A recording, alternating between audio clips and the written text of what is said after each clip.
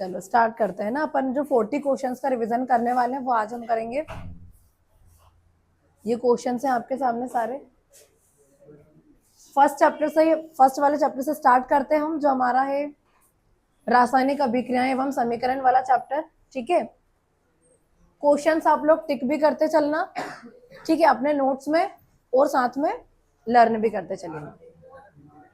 हाँ ठीक, चलिए सबसे पहला क्वेश्चन है आपका। देखो क्वेश्चंस आप लोग मार्क कर लेना, फिर ठीक है हम लर्न करेंगे वही क्वेश्चन को स्पेसिफिक। पहला आपका क्या है, संयोजन अभिक्रिया को उदाहरण सहित समझाइए, है ना। अपन ने अभिक्रियाओं के प्रकार पढ़े थे, उसमें अपन ने पहला वाला प्रकार पढ़ा था संयोजन वाला।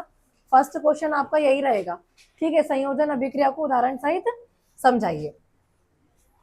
अब देखो हमने अलग अलग प्रकार पढ़े हैं अभिक्रियाओं के, संयोजन पढ़ा है, वियोजन पढ़ा है, विस्थापन पढ़ा है, द्विविस्थापन, ठीक है। तो ऐसे डिफरेंट डिफरेंट टाइप्स हमने पढ़े। वैसे तो आपको सारे ही टाइप्स को पढ़ना है, संयोजन, वियोजन, विस्थापन, द्विविस्थापन और उपचयन, अपचयन, है ना। फिर उसके बाद आपका ऊष्माक्षेपी, ऊष्माशोषी, सारे इंपॉर्टेंट है, ठीक है। बाकी हमारा फर्स्ट क्वेश्चन है संयोजन अभिक्रिया क्या होती है। अब इसमें तो आपको नाम से ही समझ में आ रहा है, संयोजन का मतलब क्या होता है, जुड़ना। संयोजन का क्या मतलब होता है, जुड़ना। चलिए जल्दी शिफ्ट हो जाइए फास्ट।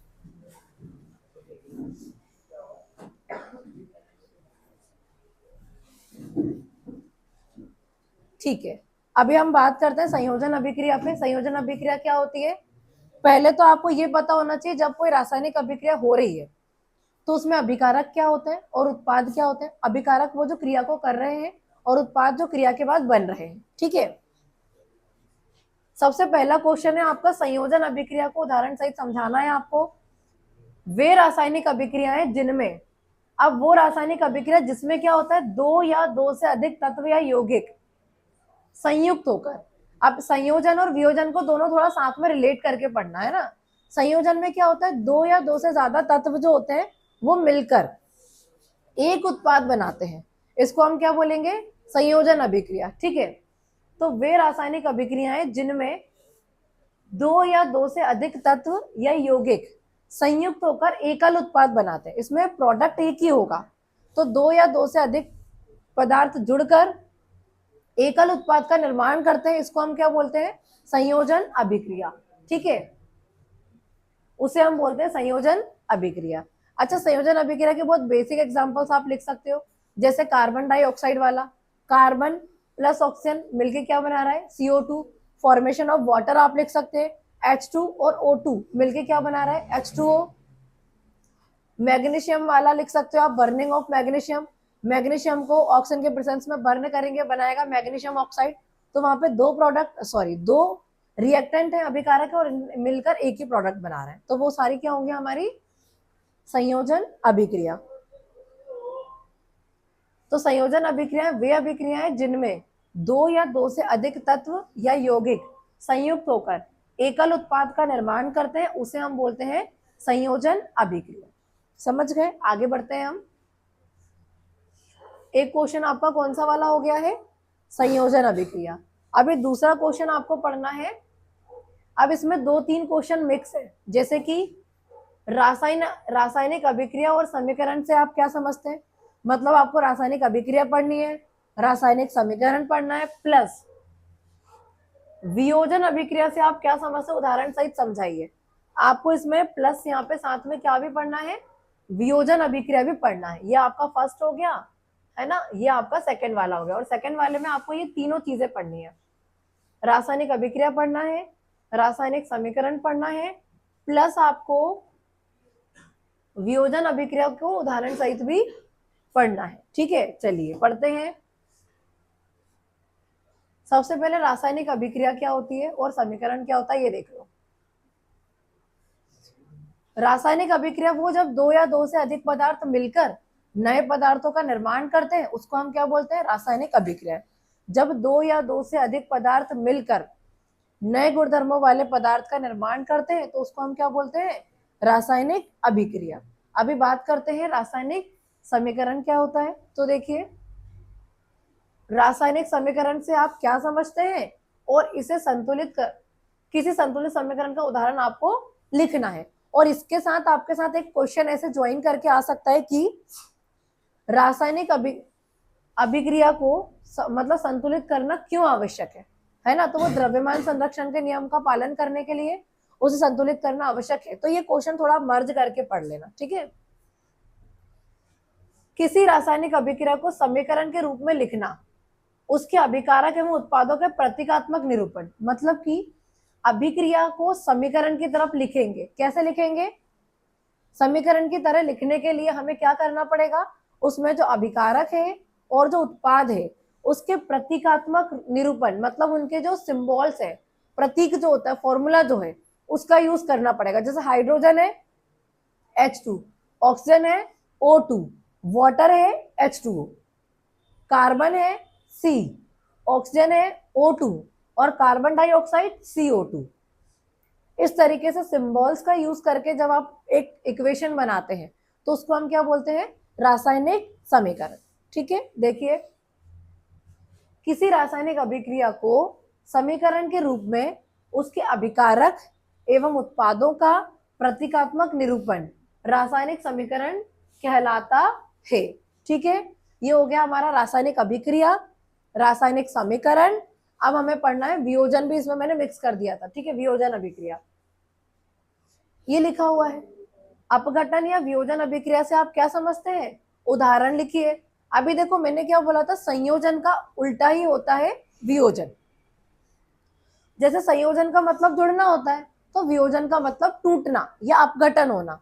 वियोजन का मतलब क्या होता है, टूटना। अभी देखो संयोजन में हमने देखा था कि दो या दो से अधिक पदार्थ मिलेंगे और एक उत्पाद बनाएंगे। अब यहाँ पे उल्टा कर दो, एक जो अभिकारक होगा वो टूटेगा और दो या दो से ज्यादा उत्पाद बनाएगा। संयोजन में होता है दो या दो से अधिक अभिकारक जुड़कर एक उत्पाद बनाएंगे, और वियोजन में एक अकेला अभिकारक रहेगा जो टूटकर, अब टूट के दो भी बना सकता है और दो से ज्यादा भी बना सकता है। तो आपसे पूछा जा रहा है वियोजन अभिक्रिया से आप क्या समझते हैं, उदाहरण बताइए। और एक चीज माइंड में रखना कि जो वियोजन अभिक्रिया है ये तीन टाइप से हो सकती है। जो वियोजन है ये अलग अलग टाइप से हो सकती है, ऊष्मीय वियोजन, प्रकाशीय वियोजन और विद्युत वियोजन। मतलब जब आप किसी चीज को तोड़ते हैं तो तीन तरीके से वर्क कर सकते हैं, ऊष्मा देकर, प्रकाश देकर और विद्युत देकर। ठीक है, अब सुनिए, अपघटन या वियोजन अभिक्रिया से आप क्या समझते हैं, इसका उदाहरण आपको लिखना है। वे रासायनिक अभिक्रियाएं जिनमें एक अभिकारक टूटकर दो या दो से अधिक छोटे उत्पादों में बदल जाता है, उसे अपघटन या वियोजन अभिक्रिया कहते हैं। आई एम रिपीटिंग, वे रासायनिक अभिक्रियाएं जिनमें एक अभिकारक टूटकर दो या दो से अधिक उत्पादों में बदल जाता है, उसे अपघटन या वियोजन अभिक्रिया कहते हैं। ठीक है, अब इसमें यहाँ पे उदाहरण लिखा हुआ है, इसमें एक जो अभिकारक है वो टूटकर कितने उत्पाद बना रहा है, दो। अब जैसे अपन और एग्जांपल इसका अपन ने लिया था ऊष्मा वाले वियोजन का, जैसे कि कैल्शियम कार्बोनेट, ये था अपना CaCO3। अपन ने इसको क्या दी थी, हीट, मतलब कि ऊष्मा। इसको हमने दी थी ऊष्मा, तो ये टूट गया था और बनाया था CaO प्लस CO2। ये हमारा ऊष्मीय वियोजन का उदाहरण हो जाएगा। कैल्शियम कार्बोनेट को जब आपने ऊष्मा दी तो ये बना लिया कैल्शियम ऑक्साइड, बिना बुझा चूना, और कार्बन डाइऑक्साइड। देखो ये कैल्शियम O3 है, इसके साथ एक O आ गया तो ये कैल्शियम ऑक्साइड हो गया, और बचा क्या हमारे पास CO2, एक O तो इसके साथ आ गया, एक दो यहाँ है ना। ये ऊष्मीय वियोजन का हो गया। अच्छा, इसी तरीके से आप प्रकाशीय वियोजन का भी लिख सकते हो और इसी तरीके से आप विद्युत वियोजन का भी लिख सकते हो। अब जैसे मैं प्रकाशीय वियोजन की बात करूं तो हमने दो एग्जांपल लिए थे इसमें, एक हमने लिया था सिल्वर ब्रोमाइड का और एक हमने लिया था सिल्वर क्लोराइड का। इसमें आपने इसको क्या दिया था, लाइट, लाइट मतलब प्रकाश दिया, इसको सनलाइट दिया आपने इसको, तो ये टूट जाता है और क्या बनाता है, Ag सिल्वर जो कि हमको प्रेसिपिटेशन की फॉर्म में मिलती है, और Br2 मतलब कि ब्रोमीन। अच्छा ये अभी बैलेंस नहीं है, क्योंकि देखो ब्रोमीन में आता है Br2 और यहाँ पे तो सिंगल है, तो आपको यहाँ पे मल्टीप्लाई करना पड़ेगा बाय 2। ब्रोमीन 2 हो गया, लेकिन जब हम 2 लगाते हैं आगे तो सबके आगे लग गया है, इंटू सबके साथ होता है, तो सिल्वर भी 2 टाइम्स हो गया, तो यहाँ पे 2Ag है ना। तो सिल्वर को भी आप 2 बार कर देंगे, ब्रोमीन को भी आप 2 बार कर देंगे। ये हो गया आपका। अभी आगे बढ़ते हैं हम। ये हो गया आपका प्रकाशीय वियोजन का उदाहरण, ठीक है। तो ये वियोजन अभिक्रिया अलग अलग टाइप से आपकी हो सकती है। अगला क्वेश्चन क्या है आपका, देखो एक क्वेश्चन तो ये हो गया, दूसरा ये हो गया, तीसरा आप करेंगे विस्थापन अभिक्रिया। तीसरा हम विस्थापन करेंगे, फिर चौथा अपन करेंगे द्विविस्थापन, और पांचवा अपन करेंगे श्वसन को ऊष्माक्षेपी अभिक्रिया क्यों कहा जाता है, उदाहरण सहित समझाइए, है ना। चलिए अभी अगला क्वेश्चन हमको करना विस्थापन अभिक्रिया को उदाहरण सहित समझाइए। क्या होता है विस्थापन, नाम से ही समझ में आ रहा है। विस्थापन मतलब होता है किसी को अपने प्लेस से हटा देना, डिस्प्लेस कर देना। आ जाओ जल्दी।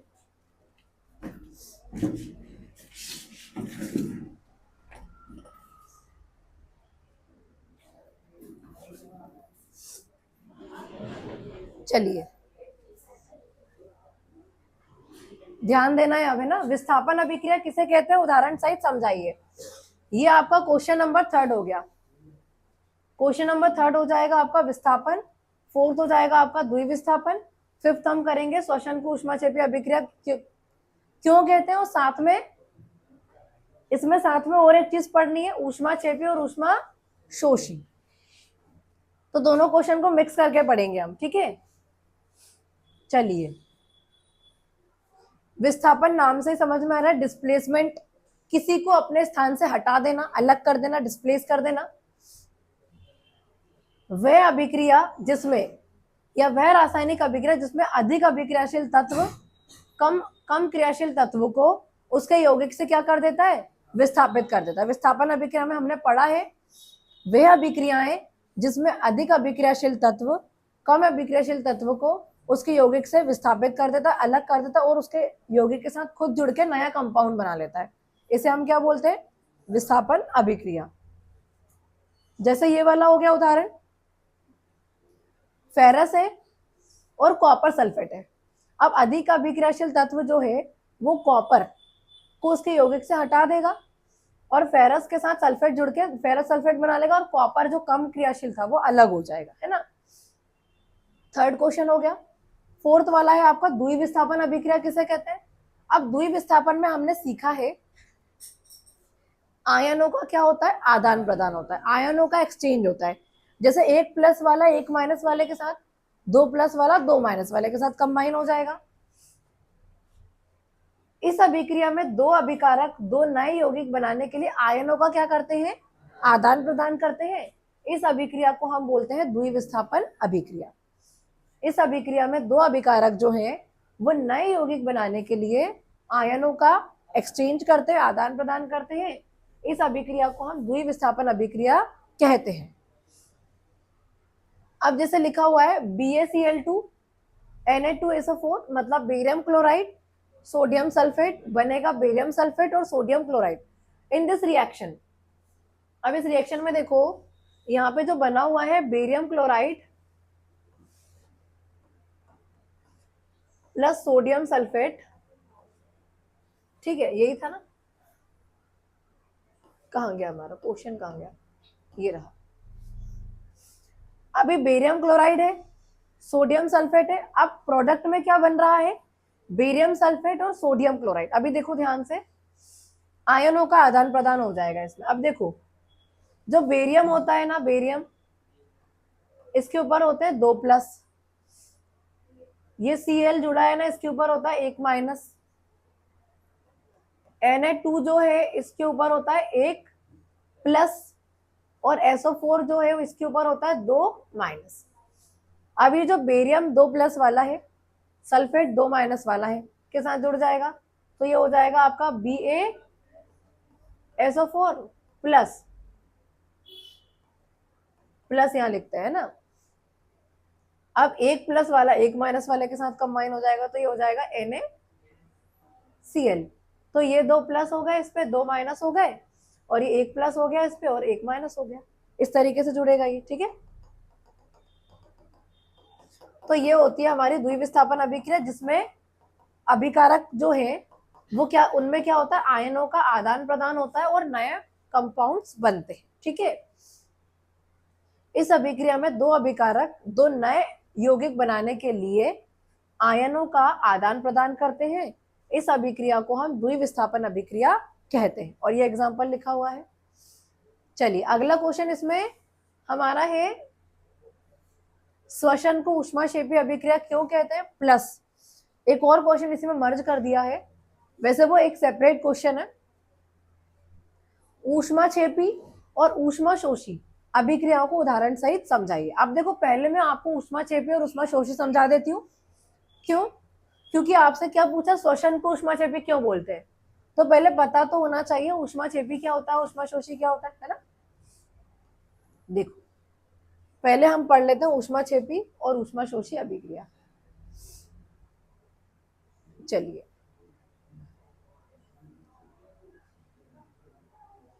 ये रहा, दिया हुआ है क्वेश्चन, ऊष्माक्षेपी एवं ऊष्माशोषी अभिक्रिया को उदाहरण सहित समझाइए। ऊष्माक्षेपी अभिक्रिया क्या होती है और ऊष्माशोषी अभिक्रिया क्या होती है। अब थोड़ा नाम पे ध्यान दिया करो, इसमें ऊष्माक्षेपी बोला है, इसमें ऊष्माशोषी बोला है ना। जिस रासायनिक अभिक्रिया में उत्पादों के साथ ऊष्मा अपने आप निकलती है, ऊष्मा भी निकल रही है उत्पाद के निर्माण के साथ साथ, तो उसे अपन बोलते हैं ऊष्माक्षेपी अभिक्रिया। और जिस रासायनिक अभिक्रिया में ऊष्मा का अवशोषण होता है, मतलब ऊष्मा एब्जॉर्ब होती है, उसको हम बोलते हैं ऊष्माशोषी। अब इस वर्ड से ही समझ में आ रहा होगा, शोषी एब्जॉर्ब हो रही है और छेपी में ऊष्मा निकल रही है। तो ऊष्माक्षेपी अभिक्रिया वो होगी जिस रासायनिक अभिक्रिया में उत्पादों के साथ साथ ऊष्मा भी निकलती है, उसे हम बोलते हैं ऊष्माक्षेपी अभिक्रिया। अब थोड़ा कनेक्ट करो, आपसे बोला है श्वसन को ऊष्माक्षेपी क्यों बोलते हैं, इसका मतलब श्वसन जो हो रहा है उसमें भी ऊर्जा अपने आप निकल रही है उत्पाद के निर्माण के साथ साथ, ऊष्मा बोल लो ऊर्जा बोल लो, है ना। तो जिन अभिक्रियाओं में ऊष्मा का या ऊर्जा का क्या होता है, उत्सर्जन होता है, मतलब अपने आप इसमें प्रोडक्ट बन जाएगा, और साथ में along with the formation of product heat और energy is released, heat release होती है, एनर्जी रिलीज होती है, उसको अपन बोलते हैं ऊष्माक्षेपी। इसका मतलब जो श्वसन हो रहा है उसमें भी उत्पाद के निर्माण के साथ साथ क्या हो रहा है, ऊर्जा निकल रही है, ऊर्जा उत्सर्जित हो रही है, इसलिए उसे हम क्या बोलेंगे, ऊष्माक्षेपी अभिक्रिया। तो जिस अभिक्रिया में उत्पादों के साथ साथ ऊष्मा भी निकलती है या ऊर्जा भी निकलती है उसे ऊष्माक्षेपी अभिक्रिया कहते हैं। ऊष्माशोषी क्या होती है, जिस रासायनिक अभिक्रिया में ऊष्मा या ऊर्जा का अवशोषण होता है उसे ऊष्माशोषी अभिक्रिया कहते हैं। जिन अभिक्रियाओं में ऊष्मा का या ऊर्जा का अवशोषण होता है उसे ऊष्माशोषी अभिक्रिया कहते हैं, जिसमें शोषण हो रहा है। अभी एक चीज ध्यान रखना, जो अपन ने वियोजन अभिक्रिया पढ़ी है उसमें अपन 3 पार्ट्स पढ़ते हैं, ऊष्मा देते हैं, प्रकाश देते हैं और विद्युत देते हैं। अब क्या वो ऊष्माशोषी के उदाहरण हो सकते हैं? यस। क्यों? क्योंकि देखो आपने कैल्शियम कार्बोनेट को तोड़ने के लिए उसे क्या दी, ऊष्मा, और उसने उस ऊष्मा को क्या की, अवशोषित की, तब जाके वो टूटा। तो वो एग्जाम्पल आप वियोजन में भी लिख सकते हो और आप उसे ऊष्माशोषी में भी लिख सकते हो, जिसमें ऊष्मा क्या हो रही है, अवशोषित हो रही है। कौन सा वाला उदाहरण की बात करें, कैल्शियम कार्बोनेट वाला, जो ऊष्मा लेकर कैल्शियम ऑक्साइड और कार्बन डाइऑक्साइड बनाता है, ठीक है। तो ये हो गई आपकी ऊष्माक्षेपी एवं ऊष्माशोषी अभिक्रिया, जिसको उदाहरण सहित आपने एक एक उदाहरण लिख देना है ना, जिसमें ऊष्मा निकल रही है और इसमें ऊष्मा अवशोषित हो रही है। तो इसमें वही वाला आप लिख सकते हो, कैल्शियम कार्बोनेट को जब आप हीट देते हैं तो क्या निकलती है, हाँ, तो वो क्या करता है, ऊष्मा को अवशोषित करता है और नए प्रोडक्ट बनाता है। और इसमें आप चाहो तो वो ये श्वसन वाला एग्जाम्पल भी लिख सकते हो, श्वसन वाला एग्जाम्पल भी आप लिख सकते हो, जिसमें ऊर्जा अपने आप निकल रही है, आवाज नहीं करनी है। और इसमें आप चाहो तो ये जो क्वेश्चन है ना ऊष्मा छेपी वाला, जिसमें ऊष्मा अपने आप निकलती है, इसमें आप वो चूना वाला एग्जांपल है ना आपका, इसमें आप पानी मिलाते हो तो कैल्शियम हाइड्रोक्साइड तो बनता है, लेकिन साथ में हीट भी निकलती है, तो वो वाला एग्जांपल आप इसमें लिख सकते हो। ठीक है,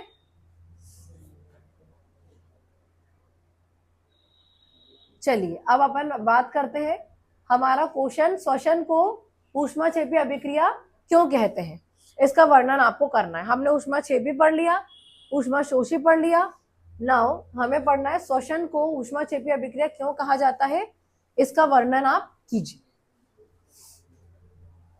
अब पहले तो हमें ये चीज क्लियर है कि ऊष्माक्षेपी का मतलब होता है जब ऊर्जा अपने आप क्या हो रही है, उत्पाद के बाद उत्सर्जित हो रही है ना। तो श्वसन में भी ऐसा होता है।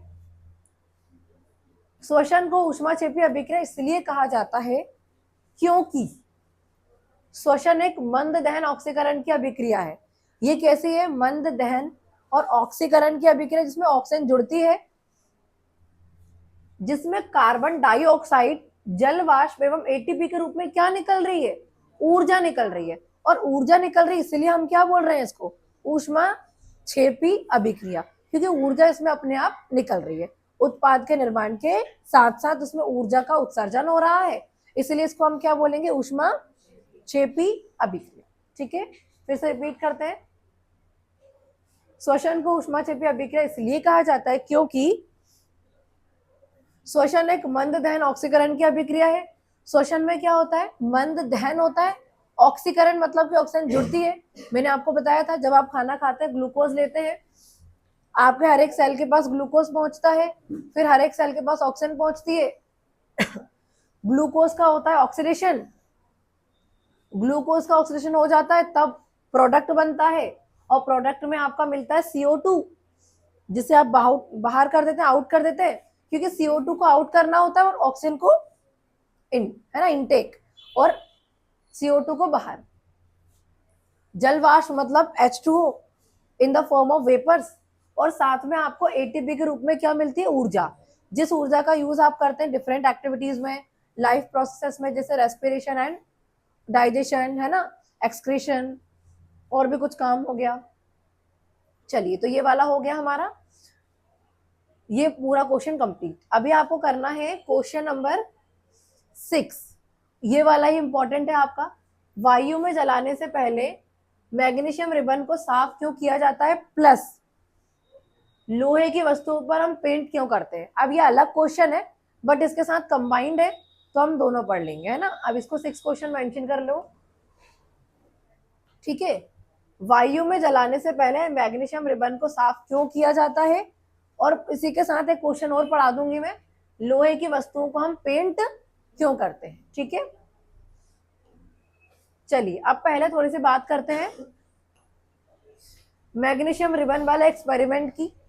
जब हमारी बुक में हमने एक्सपेरिमेंट पढ़ा था कि जब आप मार्केट से मैग्नीशियम की रिबन लाते हो या कोई चीज मैग्नीशियम की लाते हैं, तो उसको जब आप बर्न करोगे, मतलब जब आप उसका दहन करोगे, तो उससे पहले आपको सैंड पेपर से उसे क्लीन करना पड़ेगा, साफ करना पड़ेगा रेगमाल या सैंड पेपर से। क्यों, क्योंकि आप मैग्नीशियम को लेकर आएंगे, शॉप से मैग्नीशियम को लेकर आए आप, तो उस पर ऑलरेडी क्या होती है, ऑक्सीजन की लेयर बनी हुई होती है, क्योंकि ये एक रिएक्टिव मेटल है, रिएक्टिव मेटल है, और ऑक्सीजन से क्या कर लेगी, ये रिएक्ट कर लेगी। तो जब आप इसको लेकर आए हैं ना, इसके ऊपर ऑलरेडी एक ऑक्सीजन की लेयर बनी हुई है। पे अटेंशन, इसमें ऑलरेडी ऑक्सीजन की लेयर बनी हुई है। ऑक्सीजन की लेयर को पहले हटाना पड़ेगा आपको उसे बर्न करने के लिए।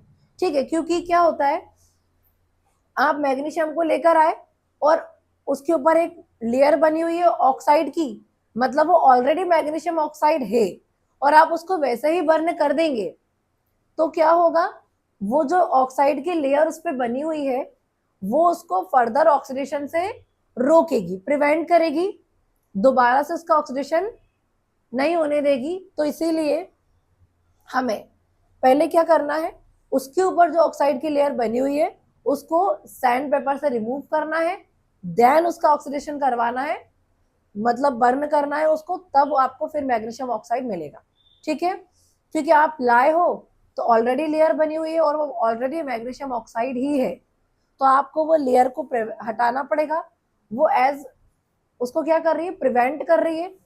तो वो प्रिवेंट कर रही है कैसे, दोबारा से ऑक्सीडेशन होने से बचा रही है और उसको बर्न नहीं होने दे रही है। तो वायु में जलाने से पूर्व मैग्नीशियम रिबन को साफ क्यों किया जाता है? मैग्नीशियम धातु सामान्य ताप पर नम वायु की उपस्थिति में मैग्नीशियम ऑक्साइड बनाता है। ये क्या बना लेगा, मैग्नीशियम ऑक्साइड बना लेगा, जो मैग्नीशियम रिबन की ऊपरी सतह पर जमा हो रहता है, जो कि मैग्नीशियम रिबन की ऊपर वाली जो सरफेस होती है उस पर जमा होता है। इसीलिए इसे वायु में जलाने से पहले, इसीलिए जब आप इसको वायु में बर्न करते हैं तो इसे रेगमाल या सैंड पेपर जो होता है उससे रगड़कर साफ किया जाता है, ताकि आसानी से ऑक्सीजन के संयोग कर सके। ठीक है, फिर से रिपीट करते हैं। मैग्नीशियम धातु सामान्य ताप पर नम वायु की उपस्थिति में मैग्नीशियम ऑक्साइड बनाता है, जो मैग्नीशियम रिबन की ऊपरी सतह पर जमा रहता है। इसीलिए इसे वायु में जलाने से पहले रेगमाल या सैंड पेपर से साफ किया जाता है, ताकि आसानी से ऑक्सीजन से संयोग कर सके और आपको मैग्नीशियम ऑक्साइड मिल सके। ठीक है, इसमें एक और क्वेश्चन कंबाइन था, वो कौन सा है, लोहे की वस्तुओं पर हम पेंट क्यों करते हैं? अब देखो, लोहे की वस्तुओं पर पेंट करना ये हमने पढ़ा है, संक्षारण से आया है। हमने संक्षारण और विकृत गंधिता पढ़ रखा है। संक्षारण क्या होता है, जब आप क्या करोगे, कोई मेटल को, जैसे लोहा हो गया, आप उसको ऐसे ही खुला छोड़ दोगे एटमॉस्फेयर में, तो वहां पे नमी है ना, वायु, ऑक्सीजन, मतलब ये सारी चीजें प्रेजेंट है ना एटमॉस्फेयर में, और different types of gases, acids, तो ये क्या करेंगे, वैसे ही वो हाईली रिएक्टिव मेटल है और एटमॉस्फेयर में ये सारी चीजें प्रेजेंट है, तो इनसे ये क्या कर लेगा, रिएक्ट कर लेगा, और इनसे रिएक्ट करके इसकी जो सरफेस पे सरफेस कंपाउंड बन जाएगा, जैसे रस्ट, मतलब कि जंग। तो इससे प्रिवेंट करने के लिए लोहे पर आप क्या करेंगे, पेंट करेंगे। और भी मेथड्स होती हैं, गैल्वेनाइजेशन हो गया है ना, गैल्वेनीकरण, जिंक की लेयर चला देना है ना, ग्रीस लगाना भी होता है ना। तो आप क्या करेंगे, ये अलग अलग तरीके होते हैं इसको प्रिवेंट करने के, जंग से बचाने के। तो लोहे पर हम पेंट इसलिए करते हैं, उसको किससे बचाना है, हमें संक्षारित होने से या जंग लगने से बचाना है। और इसका बहुत अच्छा तरीका है कि आप पेंट कर दो। पेंट करने से क्या होगा, उसका जो डायरेक्ट कांटेक्ट होगा ना एटमॉस्फेयर से, वो कट हो जाएगा। अब आपने उस पर पेंट लगा दिया है, तो जो नमी है, ऑक्सीजन है, बाकी सारी गैसेस हैं, एसिड्स है, मॉइस्चर, ये सभी उससे डायरेक्टली कांटेक्ट नहीं कर पाएंगे, क्योंकि उसके ऊपर एक प्रिवेंटिंग लेयर आ गई है पेंट की, तो वो उसको कांटेक्ट नहीं करने दे रहा उसकी सरफेस से। ठीक है, तो हमारा क्या है, लोहे की वस्तुओं को हम पेंट क्यों करते हैं, ये रहा है ना। पेंट करने से लोहे के पदार्थ का ऊपरी भाग छुप जाता है। अब जब आप पेंट कर देंगे तो लोहे की जो सरफेस है, उसका जो ऊपरी हिस्सा है वो छुप जाएगा, वह वायु के साथ सीधे संपर्क में नहीं आता। और जब आपने पेंट कर दिया है तो वो ऑक्सीजन के साथ डायरेक्टली कांटेक्ट नहीं बनाएगा, जिसके कारण उसमें जंग नहीं लगेगी। इसलिए पेंट करने से हम लोहे के उस पदार्थ को जंग लगने से बचा लेंगे। ठीक है, पेंट करने से लोहे के पदार्थ का ऊपरी भाग छुप जाता है, जो प्रिवेंट कर लेता है लोहे को, वह वायु के साथ सीधे संपर्क में भी नहीं आता है, जिसके कारण उसमें जंग नहीं लगता। इसलिए पेंट करने से हम लोहे के उस पदार्थ को जंग लगने से बचा सकते हैं। तो एक प्रकार से जंग लगने से बचाने का उपाय होता है आपका लोहे की वस्तुओं पर पेंट करना। अच्छा, संक्षारण सिर्फ लोहे का ही नहीं हो रहा है, चांदी को देख लो आप, उस पे काली परत चढ़ना, तांबे पे हरी परत चढ़ना, है ना, ग्रीन कोटिंग ऑन, मतलब ग्रीन हो जाना, ग्रीन हो जाना कॉपर का, तांबे का, and black coating on silver, silver को के ऊपर ब्लैक कोटिंग हो जाना, और लोहे पर जंग लग जाना। ये आपके संक्षारण के उदाहरण हो जाएंगे, है ना। अभी आगे बढ़ते हैं। नेक्स्ट क्वेश्चन क्या है आपका, अब जब अपन ने संक्षारण पढ़ ही लिया है तो विकृत गंधिता भी पढ़ ही लेते हैं। 7th नंबर पे आ जाएगा आपका विकृत गंधिता। अब देखो, ये दोनों क्वेश्चंस को एक करके पढ़ो, दोनों को 7 मानो। दोनों क्वेश्चन को 7 क्यों मानना है? क्योंकि दोनों रिलेवेंट है पूरे, क्योंकि पहले वाले में आपसे परिभाषा पूछ ली और दूसरे वाले में विकृत गंधिता से बचाने के उपाय पूछ लिया, है ना। विकृत गंधिता क्या होता है उसको परिभाषित करो।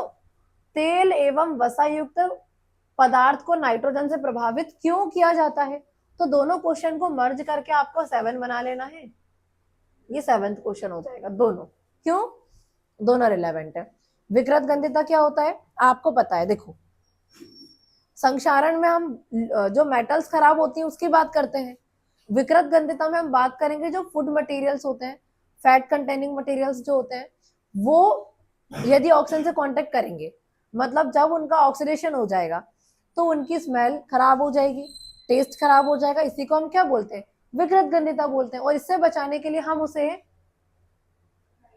नाइट्रोजन गैस से फ्लश किया जाता है ना। तो चलिए इसे पढ़ते हैं आगे हम। विकृत गंधिता को परिभाषित कीजिए और तेल एवं वसा युक्त खाद्य पदार्थ को नाइट्रोजन से प्रभावित क्यों किया जाता है। इन दोनों को एक ही क्वेश्चन बना के आपको पढ़ना है, ठीक है। जब वसा युक्त अथवा तेलीय खाद्य सामग्री को जब लंबे समय तक रखा जाता है तो वह उपचयित होकर अपना स्वाद एवं गंध को बदल लेते हैं। तो इनका उपचयन हो जाता है और जिसके कारण इसका जो स्वाद होता है और जो गंध होती है वो बदल जाती है। इसका स्वाद भी खो जाता है और इसकी गंध भी खो जाती है, मतलब इसमें बेकार स्मेल आने लगेगी और विकृत गंधी हो जाते हैं। और इसी को हम क्या बोलते हैं? विकृत गंधिता। फिर से हम पढ़ते हैं।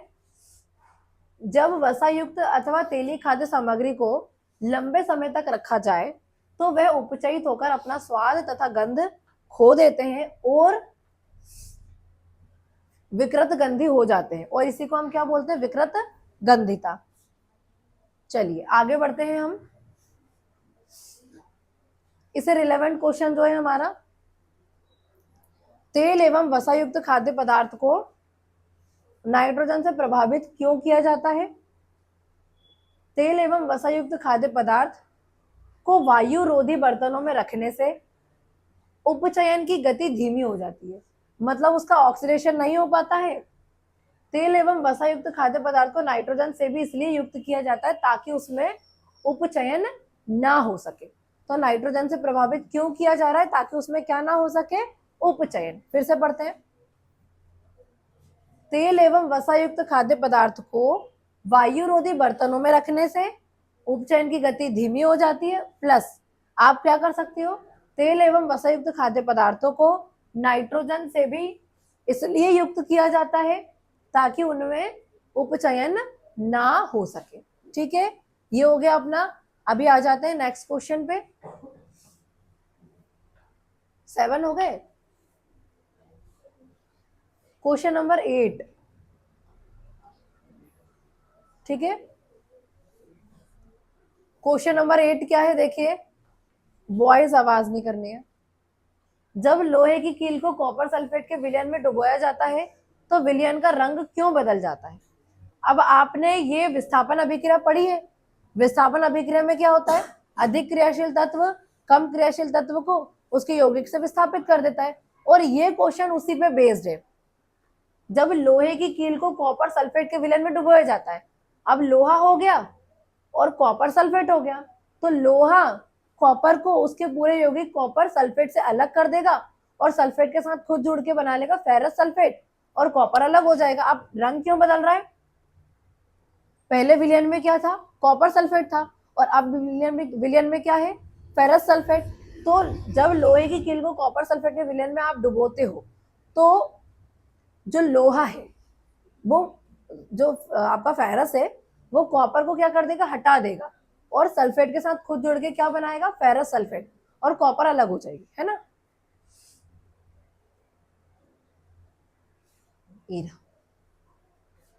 जब लोहे की कील को कॉपर सल्फेट के विलयन में डुबोया जाता है तो विलयन का रंग बदल जाता है। क्यों? जब लोहे की कील को कॉपर सल्फेट के विलयन में डुबोया जाता है तो विलयन का रंग नीले। अब नीला कब था? जब वो कॉपर सल्फेट था। उससे बदलकर वो हरा हो जाता है जब वो फेरस सल्फेट हो रहा है, क्योंकि लोहा कॉपर की अपेक्षा अधिक सक्रिय धातु है ना। लोहा ज्यादा क्रियाशील है, किससे? कॉपर से।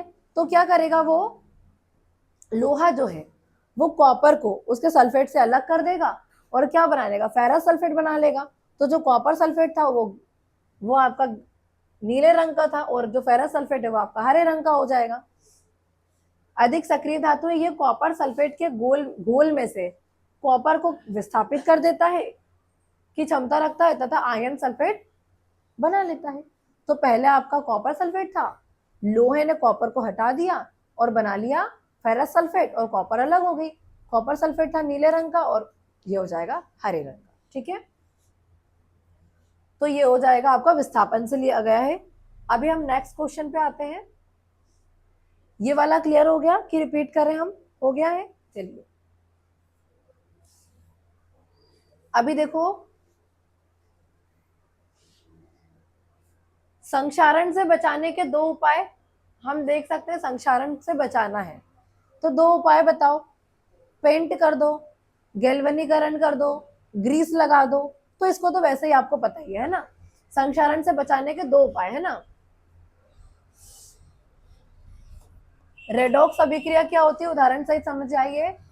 अभिक्रिया को संतुलित करने वाले प्रश्न भी आपको करना है। अब देखो मैं पढ़ा देती हूँ मेरे अकॉर्डिंग इसमें से कुछ, ठीक है।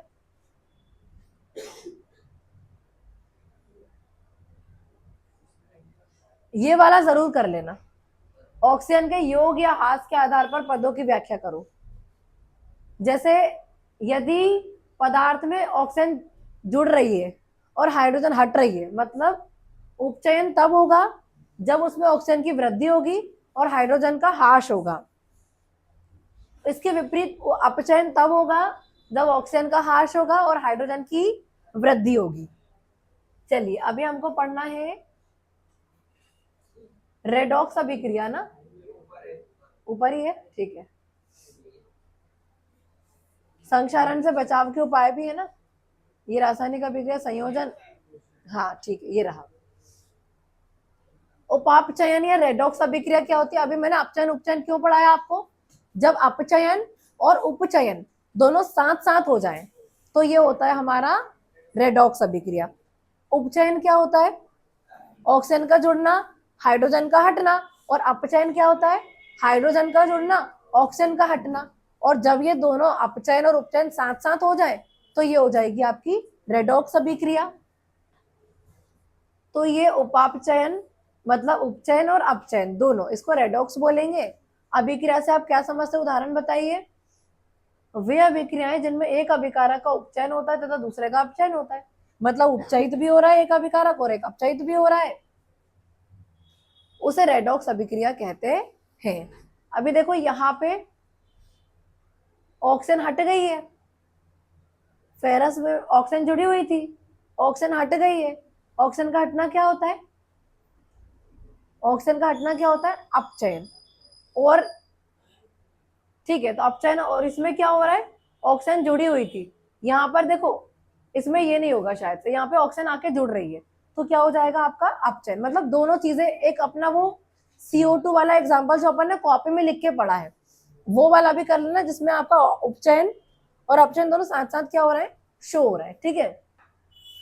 चलो, तो ऑक्सीजन हटना और हाइड्रोजन का जुड़ना, और या फिर आप बोल सकते हैं हाइड्रोजन का जुड़ना और ऑक्सीजन का हटना, ये साथ साथ देखने को मिल जाए तो ये आपकी कौन सी अभिक्रिया हो जाएगी? रेडॉक्स अभिक्रिया। अच्छा, ये हो गया आपका। अभी क्या है? संक्षारण से बचाव के उपाय। संक्षारण और उससे बचाव के उपाय भी पढ़ना है हमको। ये रहा। जब धातु को वायुमंडल के संपर्क में रखा जाता है, जब धातु को वायुमंडल में मतलब एटमॉस्फेयर में रख देंगे तो क्या होगा? उसकी सरफेस खराब होने लग जाएगी, नमी से, वायु से और भी अदर गैसेस से ये कांटेक्ट में आ जाएगी। तो ये क्या होता है? जब धातु को वायुमंडल के संपर्क में रखा जाता है तो वायुमंडल में उपस्थित गैसों, नमी की उपस्थिति से धातु धीरे धीरे नष्ट होने लगेगी और इस प्रक्रिया को हम संक्षारण कहते हैं। उपाय क्या हो जाएंगे? पेंट लगा दो, ग्रीस लगा दो, है ना, गैल्वेनीकरण कर दो, है ना, ये उपाय हो जाएंगे। चलिए अभी हम आ जाते हैं, अपन ने 9 क्वेश्चन पढ़ लिए हैं। 10th क्वेश्चन क्या है, ये वाला कर लो। प्लास्टर ऑफ पेरिस का रासायनिक समीकरण दीजिए और इसे आर्द्रता रोधी बर्तनों में क्यों रखा जाता है। दोनों मर्ज हैं। प्लास्टर ऑफ पेरिस का रासायनिक समीकरण भी देना है और इसे आर्द्र रोधी बर्तनों में क्यों रखा जाता है। अपन एक काम करते हैं, प्लास्टर ऑफ पेरिस से रिलेवेंट सारे क्वेश्चन पढ़ लेते हैं, इसके 4 महत्वपूर्ण उपयोग भी पढ़ लेंगे, ठीक है, और प्लास्टर ऑफ पेरिस बनता कैसे वो भी पढ़ लेंगे, है ना। तो ये 2 क्वेश्चन अभी मैं करवा रही हूँ आपको, और ये हो जाएगा आपका 10th नंबर का, ठीक है, जिसमें अपन दोनों में प्लास्टर ऑफ पेरिस के बारे में पढ़ेंगे, दोनों क्वेश्चन उसके बारे में, ठीक है। चलिए आ जाइए इधर, ध्यान दीजिए सभी। ये रहा, प्लास्टर ऑफ पेरिस का रासायनिक समीकरण दीजिए और इसे आर्द्रता रोधी बर्तनों में क्यों रखा जाता है, इसकी व्याख्या कीजिए, प्लस प्लास्टर ऑफ पेरिस के उपयोग भी आगे दिए हैं, वो भी हम पढ़ेंगे। प्लास्टर ऑफ पेरिस का सबसे पहले फॉर्मूला क्या होता है, calcium sulphate hemihydrate, CaSO4 half H2O, ये होता है आपका। और इसको बनाने के लिए पहले हमको फॉर्मूला पता होना चाहिए जिप्सम का, कैल्शियम सल्फेट डाइहाइड्रेट। जब उसको आप गर्म करोगे, है ना, हीट दोगे, तो उसके वाटर मॉलिक्यूल 1.5 लूज कर देगा और बना लेगा कैल्शियम सल्फेट हेमीहाइड्रेट। अभी देखो प्लास्टर ऑफ पेरिस को का रासायनिक समीकरण और इसे आर्द्र रोधी बर्तनों में क्यों रखते हैं। प्लास्टर ऑफ पेरिस आसानी से जल को क्या कर लेता है, अवशोषित कर लेता है तथा कठोर जिप्सम का निर्माण करता है ना। अभी देखो, अतः यदि प्लास्टर ऑफ पेरिस को आर्द्र रोधी बर्तनों में नहीं रखेंगे तो क्या होगा, इसकी पूरी मात्रा जिप्सम में बदल जाएगी। आपको पता है जिप्सम से प्लास्टर ऑफ पेरिस और प्लास्टर ऑफ पेरिस से जिप्सम बन सकता है। जिप्सम को गर्म करके पानी को हटा दो तो पीओपी, और पीओपी में दोबारा पानी मिला दो तो जिप्सम।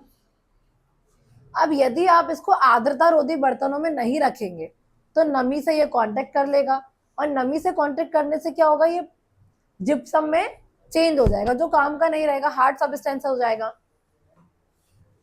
प्लास्टर ऑफ पेरिस आसानी से जल को अवशोषित कर लेता है तथा कठोर जिप्सम का निर्माण करता है। अतः यदि प्लास्टर ऑफ पेरिस को आर्द्र रोधी बर्तनों में नहीं रखा जाता तो इसकी पूरी मात्रा जिप्सम में बदल जाएगी। जिप्सम जो है मूर्तियां, खिलौने आदि बनाने के लिए काम में नहीं आएगा। फिर पीओपी आता है काम में, मूर्ति, खिलौने, वॉल को स्मूथनिंग करने में, बट जिप्सम होगा तो फिर काम नहीं आएगा, है ना। अभी देखो प्लास्टर ऑफ पेरिस के यूज भी पढ़ लेते हैं, इससे रिलेवेंट क्वेश्चन है। पीओपी के 2 महत्वपूर्ण उपयोग बताइए। क्या होता है प्लास्टर ऑफ पेरिस के यूज, इसका प्रयोग टूटी फूटी हड्डियों को जोड़ने में किया जाता है, प्लास्टर कास्ट बनाने में। इसका प्रयोग दंत चिकित्सा में भी किया जाता है। इसका प्रयोग खिलौने एवं मूर्ति बनाने में किया जाता है और घरों में विभिन्न प्रकार के डिजाइन बनाने में, और इसका प्रयोग किया जाता है, ठीक है। फिर से रिपीट करते हैं हम, व्हाट हैपेंड।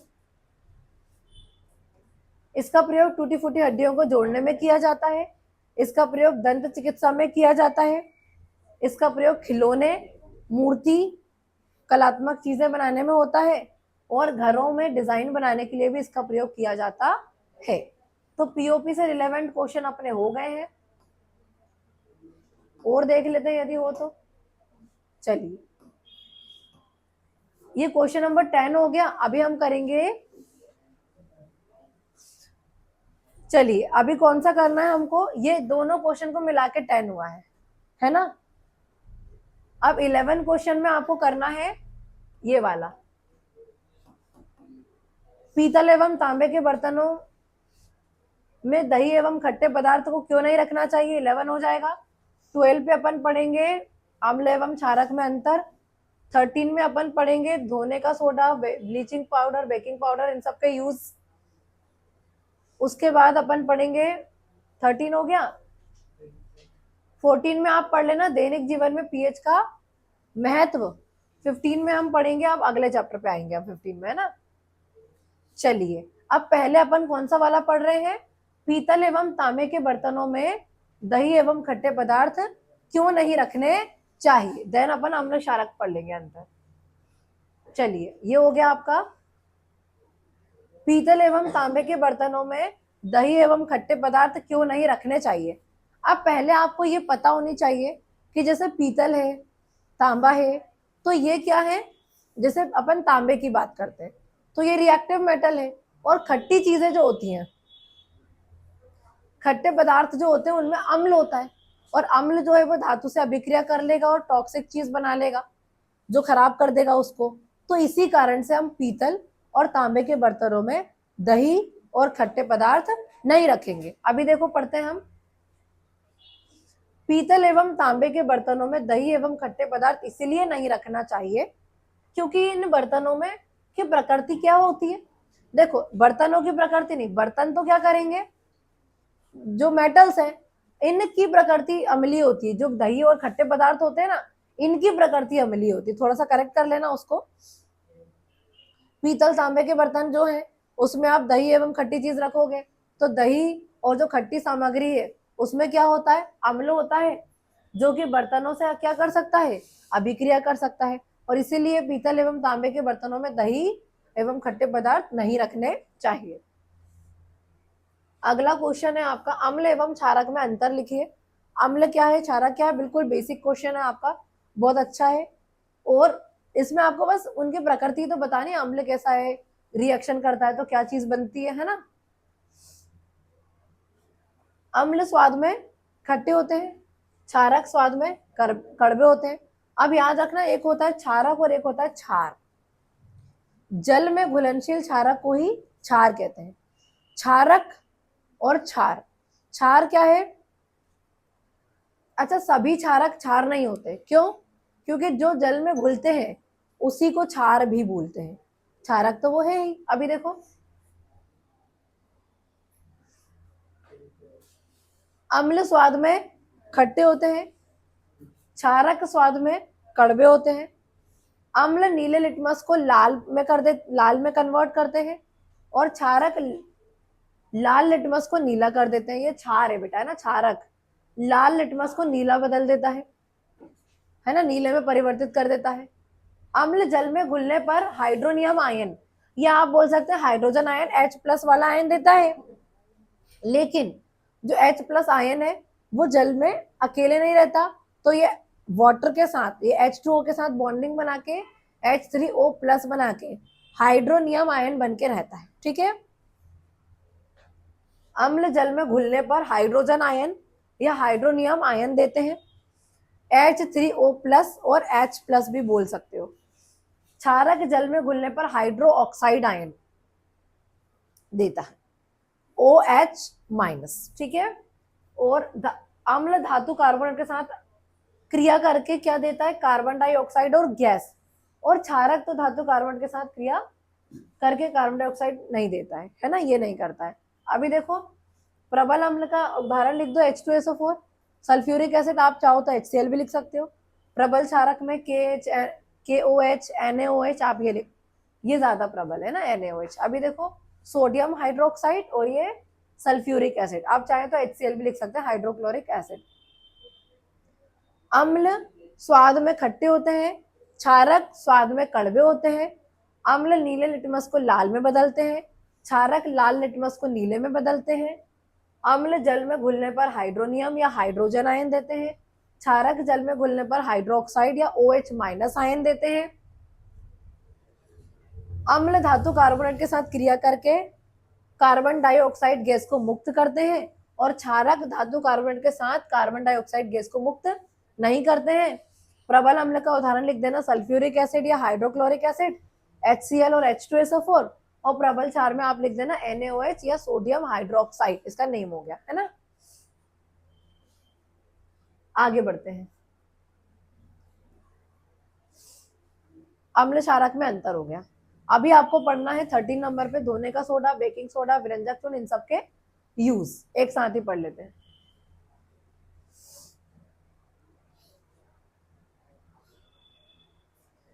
ये बेकिंग सोडा, ये विरंजक चूर्ण और ये धोने का सोडा, सारे उपयोग यहीं पे लिखे हुए हैं। बेकिंग सोडा, विरंजक चूर्ण तथा धोने के सोडे के दो दो उपयोग लिखिए। सबसे पहले आता है आपका बेकिंग सोडा, खाने का सोडा। इसका प्रयोग सोडा अम्ल अग्निशामक में किया जाता है। इसका प्रयोग एंटासिड के रूप में किया जाता है, जब एसिडिटी हो जाती है एंटासिड के रूप में यूज होता है। इसका उपयोग अग्निशामक बनाने में होता है, ये हो गया। इसका उपयोग मुख्य रूप से बेकरी में भी किया जाता है ना। बेकिंग सोडा से बेकिंग पाउडर बनाने में भी किया जाता है ना।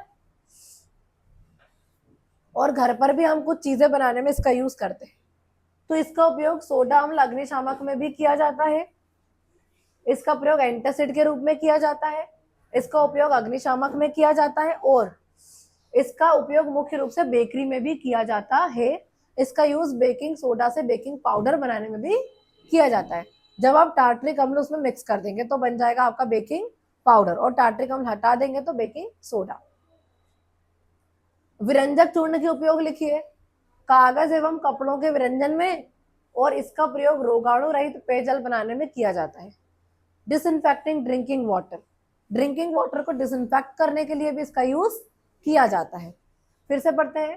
कागज एवं कपड़े के विरंजन में यूज होता है और इसका प्रयोग रोगाणु रहित पेयजल, है ना, डिसइंफेक्टिंग ड्रिंकिंग वाटर में भी इसका यूज किया जाता है। अगला अपन पढ़ेंगे धोने के सोडे के use. Washing soda Na2CO3.10H2O, sodium carbonate decahydrate, CaOCl2, calcium oxychloride, NaHCO3, sodium hydrogen carbonate. ठीक है। धोने के सोडे का यूज हो जाएगा आपका कांच, साबुन एवं कागज उद्योग में, यहाँ कॉमा लगा लीजिएगा। कांच, साबुन एवं कागज उद्योग में इसका प्रयोग किया जाता है। सोडियम यौगिक को, जैसे बोरेक्स का निर्माण सोडियम यौगिक बनाने में किया जाता है, तो कांच, साबुन और कागज उद्योगों में, और सोडियम यौगिक को जैसे बोरेक्स का निर्माण करने में इसका प्रयोग किया जाता है। ये क्वेश्चन अपना हो चुका है, सेम है। धोने का सोडा, बेकिंग सोडा के यूज, है ना। अभी अपन आगे नेक्स्ट क्वेश्चन पे आते हैं। 13 वाला अपना ये हो चुका है। 14 नंबर पे आप कर लो क्लोर क्षार अभिक्रिया किसे कहते हैं। और इसमें एक क्वेश्चन और आ जाएगा, आयनिक यौगिकों के गलनांक उच्च क्यों होते हैं। ये 14 नंबर पे हो गया है ना। कौन सा वाला बेटा, ये 13 हो गया।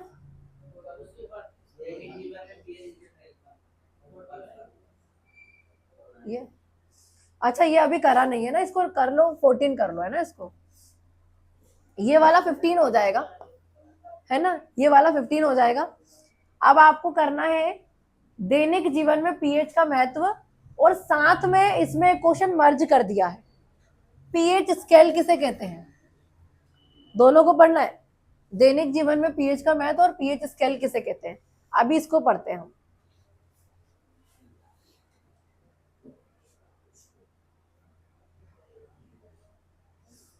चलिए, हाँ, ये रहा।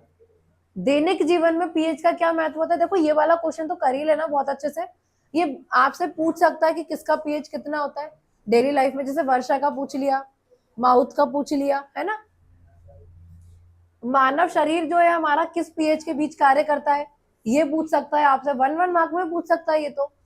मानव शरीर में सभी शारीरिक प्रतिक्रिया पीएच 7.8, 7 से 7.8 के बीच में होती है।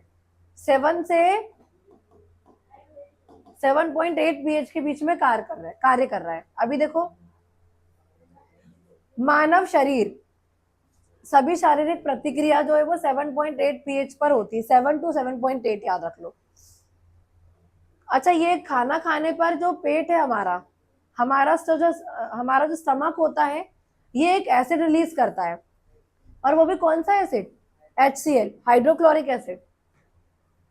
ये आपके पेट के पीएच को 1 से 3 में बदल देता है, मतलब वहां पे एसिडिक मीडियम क्रिएट करता है फॉर द हेल्प ऑफ, किसकी हेल्प करने के लिए, पेप्सिन एंजाइम की हेल्प करने के लिए। क्योंकि पेप्सिन तब काम करता है जब उसे मीडियम कौन सा मिल रहा, एसिडिक, और पेप्सिन प्रोटीन को डाइजेस्ट करने में हेल्प करता है ना। तो देखो, हमने पढ़ा था कि जो हमारा पेट होता है उसमें हाइड्रोक्लोरिक एसिड रिलीज होता है, जो कि उसका मीडियम एसिडिक बनाता है। किसकी हेल्प करने के लिए, पेप्सिन की हेल्प करने के लिए, क्योंकि पेप्सिन प्रोटीन का पाचन करता है और उसके लिए उसे चाहिए मीडियम कैसा हो, एसिडिक हो। खाना जो है वो एसिड हमारे पेट में जो हम जब खाना जाता है तो वो वहां पे एक एसिड रिलीज होता है, हाइड्रोक्लोरिक एसिड, जो पेप्सिन एंजाइम की क्रिया में हेल्प करता है। ये पीएच एंजाइम पेप्सिन को सक्रिय करने में आवश्यक होता है, यही बोला था, जो भोजन में प्रोटीन का पाचन में सहायक होता है। अगर आपके मुंह का पीएच मान 5.5 से नीचे जाता है, अभी देखो हमने पीएच स्केल में पढ़ा है 7 से नीचे जाते हैं तो एसिडिक, 7 से ऊपर जाते तो बेसिक, 7 से 0 की तरफ बढ़ रहे हैं डिक्रीजिंग ऑर्डर में तो एसिडिक, 7 से 14 की तरफ इंक्रीजिंग ऑर्डर में बढ़ रहे हैं तो बेसिक। तो यदि आपके माउथ की पीएच वैल्यू 5.5 से भी कम हो जाती है तो हमारे जो दांत है उसमें क्षय होने लगेगा, सड़ने लगते हैं, दंत क्षय होने लगेगा। ठीक है, अम्लीय वर्षा वाला भी इससे रिलेवेंट है। वर्षा के जल का पीएच मान 5.6 से कम होने पर अम्लीय वर्षा कहलाती है। ये हो गया। मिट्टी को सही उपज के लिए एक स्पेसिफिक पीएच की नीड होती है, ये भी इसमें आप ऐड कर सकते हैं। पीएच स्केल किसे कहते हैं? किसी विलयन में उपस्थित हाइड्रोजन आयन की सांद्रता ज्ञात करने के लिए। अच्छा, पी मतलब पोटेंस बताया था, एक दूसरी भाषा का शब्द है जिसका मतलब होता है पावर, और एच मतलब हाइड्रोजन, जो किसकी सांद्रता बताता है या किसकी पावर बताता है? हाइड्रोजन की। तो पी से पावर याद रख लो, एच से हाइड्रोजन आयन याद रख लो, क्योंकि पीएच जो है वो पीएच जो है वो किसकी सांद्रता बताता है? हाइड्रोजन आयन की। और हाइड्रोक्साइड की वजह से पता चली जाती है आपको। किसी विलयन में उपस्थित हाइड्रोजन आयन की सांद्रता को ज्ञात करने के लिए एक स्केल विकसित किया जाता है जिसे हम पीएच स्केल कहते हैं।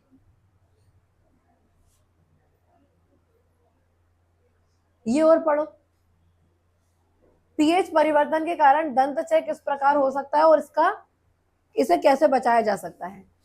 मुंह के पीएच का मान 5.5 से कम होने पर दंत क्षय होता है। इससे दांतों का जो इनामल है कैल्शियम फॉस्फेट का क्रिस्टलीय रूप का बना होता है, जो जल में आगुलनशील होता है, उससे कुछ प्रॉब्लम नहीं है जल से। लेकिन जब मुंह का पीएच कम हो जाएगा ना 5.5 से, तो जिसके कारण दंत क्षय होता है ना, ये जो है वो संक्षारित होने लगेगा और जिसके कारण दंत क्षय होने लगता है। अब इसका उपाय है कि आपको क्या करना है, दंत जो आपके मतलब मंजन, एक प्रकार से उनकी क्लीनिंग करनी है आपको, है ना। दंत क्षय से बचाया जा सकता है आपकी सफाई करने से, ना मुंह की सफाई करने से। अभी देखो आगे बढ़ते हैं।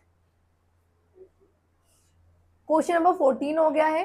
क्वेश्चन 15 पे अपन पढ़ लेते हैं, क्लोर क्षार अभिक्रिया क्या होती है और आयनिक यौगिकों के गलनांक उच्च क्यों होते हैं। ठीक है,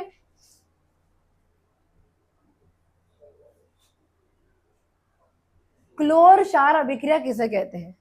अब हमने पढ़ा था, जब सोडियम क्लोराइड के जलीय विलयन में विद्युत प्रवाहित की जाती है, तो जब हमने वो NaOH बनाना सीखा था ना, जब सोडियम क्लोराइड के जलीय विलयन में विद्युत प्रवाहित की जाती है तो ये विघटित होकर सोडियम हाइड्रोक्साइड बनाता है। सबसे पहली चीज हमने पढ़ी थी जो बनाने वाली है ना, इस अभिक्रिया को क्लोर क्षार अभिक्रिया कहते हैं। क्लोर क्यों? क्योंकि क्लोरीन भी आ रही है गैस, और क्षार क्यों? क्योंकि इसमें बन क्या रहा है? NaOH। तो NaOH के लिए आप उसे क्षार बोल देंगे, और लास्ट में क्लोरीन गैस निकल रही इसलिए इसको आप क्लोर बोल देंगे। तो जब सोडियम क्लोराइड के जलीय विलयन में विद्युत प्रवाहित की जाती है तो यह विघटित होकर सोडियम हाइड्रोक्साइड बनाता है। अब सोडियम हाइड्रोक्साइड क्षार हो गया और इसमें क्लोरीन भी बनती है तो वो क्लोर हो गया। इसे क्लोर क्षार अभिक्रिया कहते हैं। ठीक है, आगे बढ़े। आयनिक यौगिकों के गलनांक उच्च क्यों होते हैं?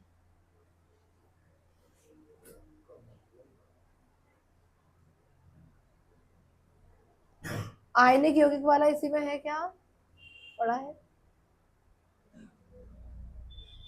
अगले चैप्टर में आ जाएगा वो, है ना, धातु एवं अधातु वाले चैप्टर में। चलिए ये हो गया। अभी हम पढ़ते हैं क्वेश्चन नंबर 16 में आपको पढ़ना है, इधर ध्यान दीजिए बॉयज, गर्ल्स आवाज नहीं। धातु एवं अधातु में अंतर हम पढ़ रहे हैं, ठीक है, नेक्स्ट चैप्टर।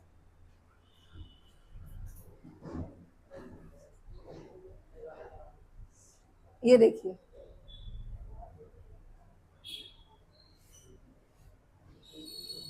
रासायनिक गुणधर्मों के आधार पर धातु एवं अधातु में अंतर क्या दिया हुआ है? ये अपचायक होती है, ये उपचायक होती है, इनके ऑक्साइड क्षारीय होते हैं।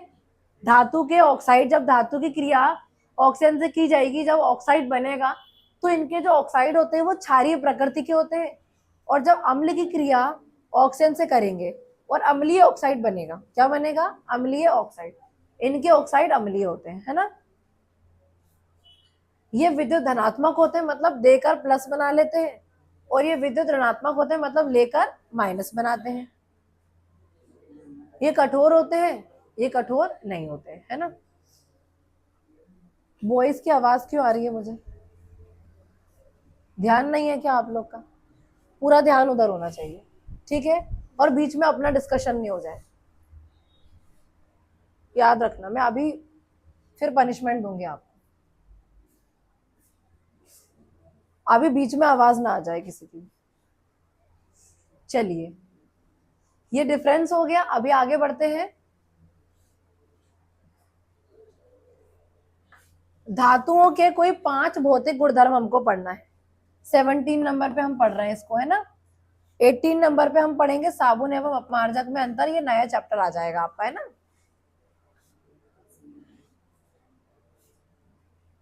अभी हमको पढ़ना है इसके गुणधर्म भौतिक वाले। देखो इधर ये लिखे हुए हैं, धातुओं के कोई 5 भौतिक गुणधर्म आपको बताना है।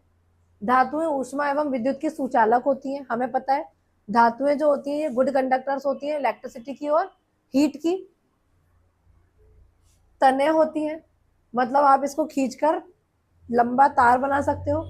आघात वर्धनीय होती है, इसको बीट करके पतली चादर बना सकते हैं, थिन शीट। कठोर होती है और ये ध्वनिक होती है, मतलब हार्ड सरफेस से टकराने के बाद ये साउंड भी प्रोड्यूस करती हैं। तो धातुएं ऊष्मा एवं विद्युत की सुचालक होती हैं। धातुएं प्रायः तनय होती हैं, कठोर होती हैं, आघात वर्धनीय होती हैं और ध्वनिक होती है ना। आगे बढ़ते हैं। आयने की वजह गलनांक उच्च क्यों होता है? अगले चैप्टर में आएगा ये, है ना, कि थर्ड में ये वो देख लेते हैं। ये रहा ना, ये रहा, मिल गया। आयनिक यौगिकों के गलनांक उच्च क्यों होते हैं? मतलब जो यौगिक के बीच में आयंस हैं, जो आयनिक से बने, आयंस से बने हैं, उनके गलनांक उच्च क्यों होते हैं? सुनिए, आयनिक यौगिक परस्पर आयनिक आकर्षण, आयनिक यौगिकों में जो आयनिक कंपाउंड्स होते हैं ना, उनके बीच में जो क्या होता है, बॉन्डिंग होती है, आकर्षण जो होता है, आयनिक आकर्षण, वो बहुत ज्यादा प्रबल या शक्तिशाली होता है। इस शक्तिशाली बंध को तोड़ने के लिए और इस बॉन्ड को तोड़ने के लिए अधिक से अधिक ऊर्जा की आवश्यकता होती है, अतः इनका गलनांक उच्च होता है। मतलब बहुत सारी ऊष्मा जब आप दोगे तब जाके ये गलेंगे, है ना। फिर से सुनते हैं। आयनिक यौगिक में परस्पर आयनिक आकर्षण बहुत ही ज्यादा होता है, शक्तिशाली होता है। इस शक्तिशाली बंध को तोड़ने के लिए अत्यधिक ऊष्मा की आवश्यकता या अत्यधिक ऊर्जा की आवश्यकता होती है, अतः इसका गलनांक उच्च होता है। समझ गए? आगे बढ़ते हैं। सोनोरस क्या होता है? वे धातु जो कठोर सतह से टकराने के बाद आवाज उत्पन्न करती है उसे सोनोरस कहते हैं।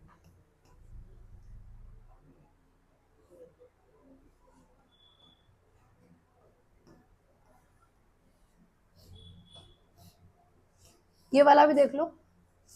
प्लेटिनम सोना चांदी का उपयोग आभूषण बनाने के लिए क्यों किया जाता है?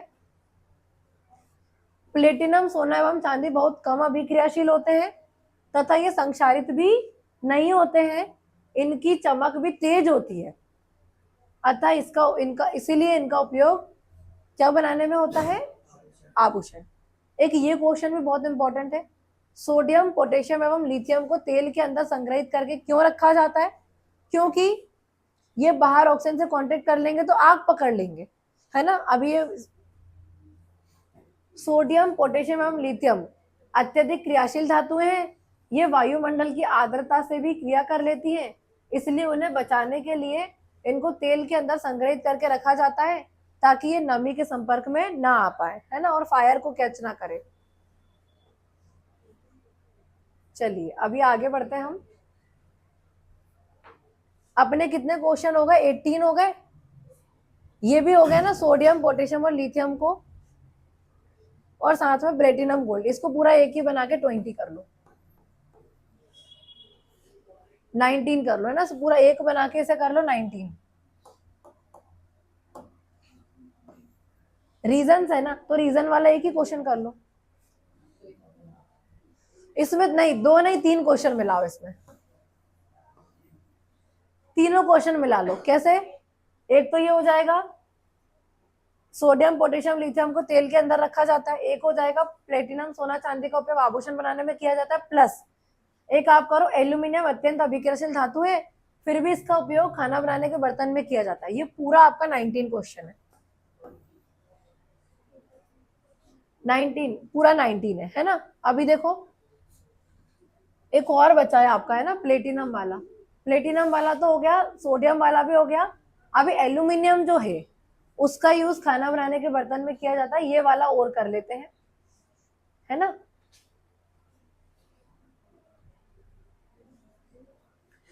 ये रहा, तीनों रीजन को साथ ही पढ़ लेना और एक ही क्वेश्चन बना के। प्लेटिनम अत्यंत अभिक्रियाशील धातु है, फिर भी इसका उपयोग खाना बनाने के बर्तनों में किया जाता है। क्यों? प्लेटिनम ऊष्मा की अच्छी चालक है। पहली बात तो देखो खाना बनाने में हीट का कितना रोल है, तो ये ऊष्मा की बहुत अच्छी चालक है। दूसरी चीज, इसका गलनांक तथा गलनांक मतलब जल्दी से गलेगी भी नहीं, तथा ये खोलते जल में भी अभिक्रिया नहीं करता है और हल्के अम्लों से भी नहीं। इनकी क्रियाशीलता मतलब गलनांक इनका ज्यादा होगा, मतलब गलेंगे नहीं इजीली। इनकी अभिक्रियाशीलता क्षार के प्रति अधिक होती है। अच्छा, ये अभिक्रियाशील होती है लेकिन किसके प्रति ज्यादा होती है? क्षार के प्रति, जो खाना बनाने में कम ज्यादा ऐसे प्रयुक्त तो होते नहीं है। इसलिए अत्यंत अभिक्रियाशील धातु होते हुए भी इसका प्रयोग खाना बनाने के बर्तनों में किया जाता है। फिर से रिपीट करते हैं ये वाला। एल्यूमिनियम ऊष्मा की अच्छी चालक होती है तथा इसका गलनांक उच्च है, मतलब इजीली गलेगा भी नहीं, खोलते जल में भी बहुत तेजी से अभिक्रिया नहीं करेगा तथा हल्के अम्लों से भी नहीं करेगा। इनकी क्रियाशीलता क्षार के प्रति ज्यादा होती है, जो खाना बनाने में प्रयुक्त नहीं होते हैं। इसलिए अत्यंत अभिक्रियाशील होते हुए भी इसका प्रयोग खाना बनाने वाले बर्तनों में किया जाता है।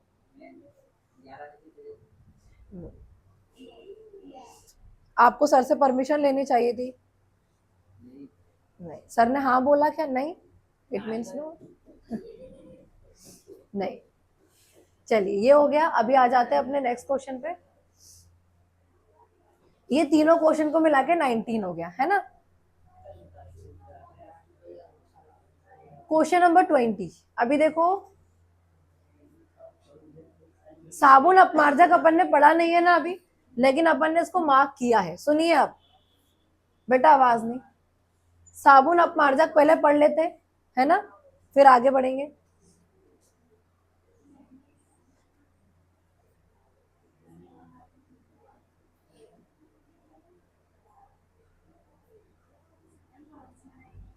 नोट्स में नहीं है, चलो ऐसे ही पढ़ा दूंगी मैं इस क्वेश्चन को, है ना।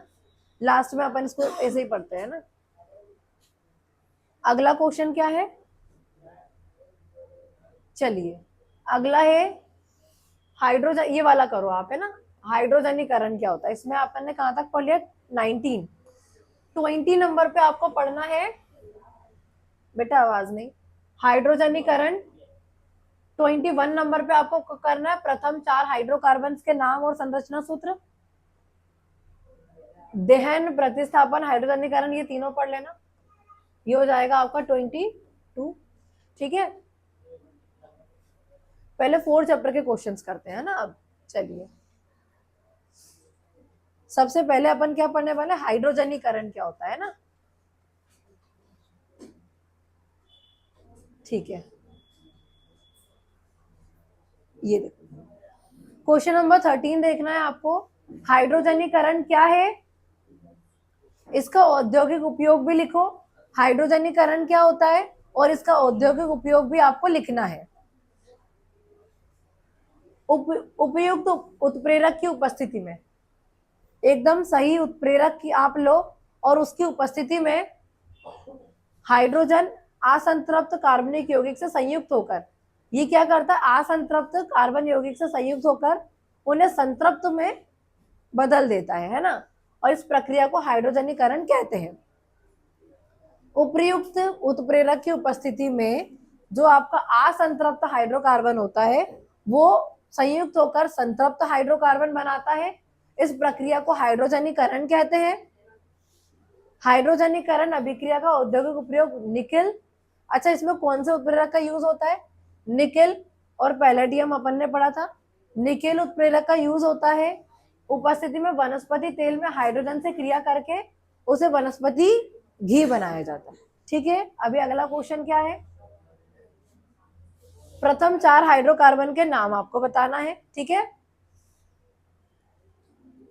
इसमें प्रथम 4 हाइड्रोकार्बन के नाम नहीं है तो देखो कितना सिंपल है, मैं बताती हूँ आपको, है ना।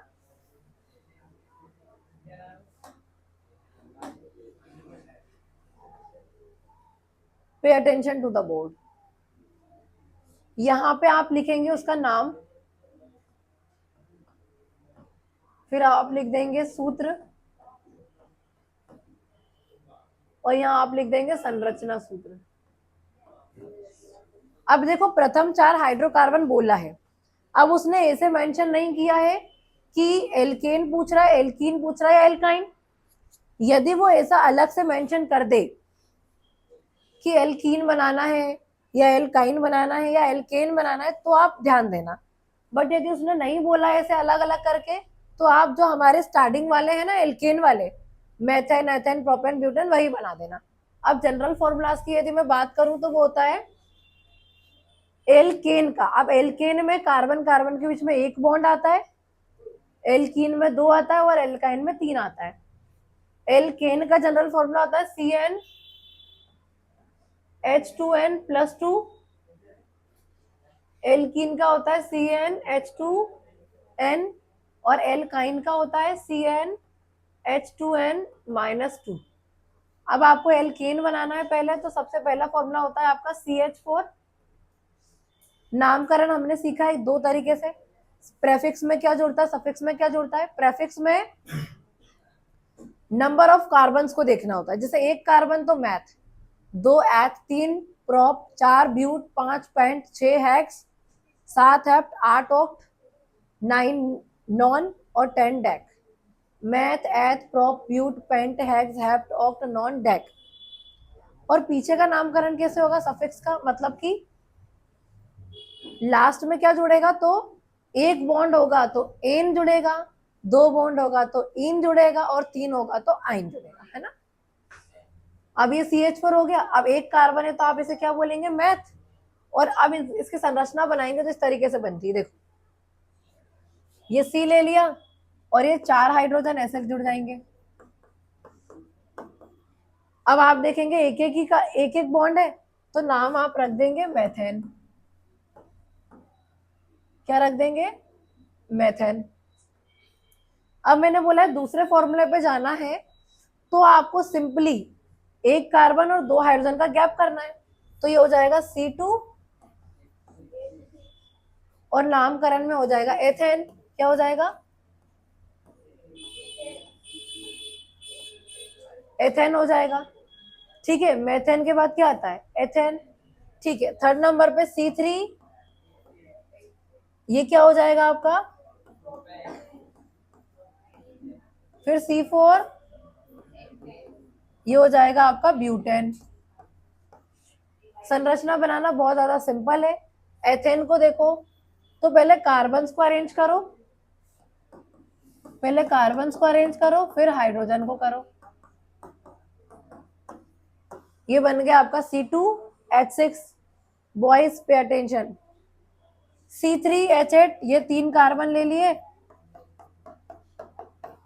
ये हाइड्रोजन 1 2 3 4 5 6 7 और ये 8, ये अरेंज हो गए। ठीक है, इस तरीके से आपको बनाना है प्रथम 4 हाइड्रोकार्बन। लेकिन एक चीज ध्यान रखिएगा, यदि वो आपको खुद से पहले क्वेश्चन में लिख के दे दे कि प्रथम 4 बनाने तो हैं बट एल्कीन वाले बनाने हैं, तो फिर आप ये वाले नहीं बना सकते, आपको डबल बॉन्ड बनाने पड़ेंगे। और यदि आपसे एल्काइन का पूछ ले तो आपको ट्रिपल बॉन्ड बनाना। ठीक है, ऐसे याद रखना है। तो ये प्रथम 4 हाइड्रोकार्बन वाला भी क्वेश्चन हो गया अपना। चलिए ये हो गया। अभी हमको पढ़ना है दहन, प्रतिस्थापन और हाइड्रोजनीकरण और ऑक्सीकरण, ये चारों प्रक्रियाएं हमें पढ़नी है, ठीक है। पे अटेंशन बेटा, यहीं पे लिखी हुई है देखो, हाइड्रोजनीकरण, ऑक्सीकरण, दहन और प्रतिस्थापन। अभी हाइड्रोजनीकरण पढ़ते हैं।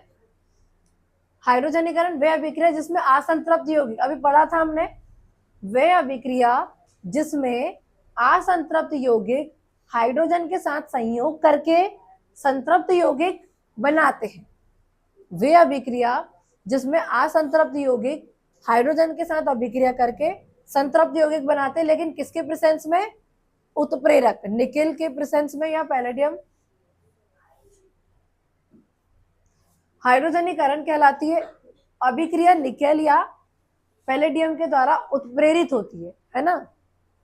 हाइड्रोजनीकरण का औद्योगिक उपयोग, इस प्रक्रिया का उपयोग वनस्पति तेलों को वनस्पति घी में परिवर्तित करने के लिए किया जाता है।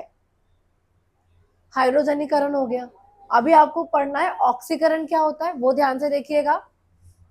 जब कोई पदार्थ किसी विद्युत धनात्मक तत्व, क्या बोला है मैंने?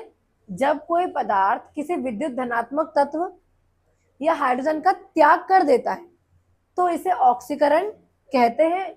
इन अभिक्रिया से स्पष्ट होता है कि जो तत्व ऑक्सीजन देता है या हाइड्रोजन का त्याग करता है, उन अभिक्रिया को ऑक्सीकरण अभिक्रिया कहते हैं। फिर से रिपीट करते हैं। जब कोई पदार्थ किसी विद्युत धनात्मक तत्व अथवा हाइड्रोजन का क्या करता है? त्याग करता है, इसे ऑक्सीकरण कहते हैं। इन अभिक्रियाओं से स्पष्ट होता है कि जो तत्व ऑक्सीजन को देता है या हाइड्रोजन का त्याग करता है, उन अभिक्रियाओं का ऑक्सीकरण अभिक्रिया हम कहते हैं। दहन क्या होता है? दहन अपना दूसरा पढ़ना है आपको। दहन क्या होता है? जब कोई रासायनिक ऊर्जा छोड़ने के लिए ऑक्सीजन के साथ संपर्क करता है। आप सुनिए, दहन क्या होता है? जब कोई रसायन ऊर्जा छोड़ने के लिए ऑक्सीजन के साथ संपर्क करता है तो एक दहन घटना हमेशा होती रहेगी। मतलब दहन करने के लिए ऑक्सीजन कंपलसरी है। उदाहरण के लिए मीथेन ऑक्सीजन में जलती है तो उत्पाद के रूप में कार्बन डाइऑक्साइड बनता है, पानी का उत्पादन भी करता है। मीथेन में कार्बन का ऑक्सीकरण कार्बन डाइऑक्साइड के उत्पादन द्वारा प्रदर्शित किया जाता है। अभी आपको पढ़ना है प्रतिस्थापन अभिक्रिया क्या होती है, इसी चैप्टर से रिलेवेंट, मतलब इसी से। किसी कार्बनिक यौगिक में एक हाइड्रोजन परमाणु को विस्थापित करके,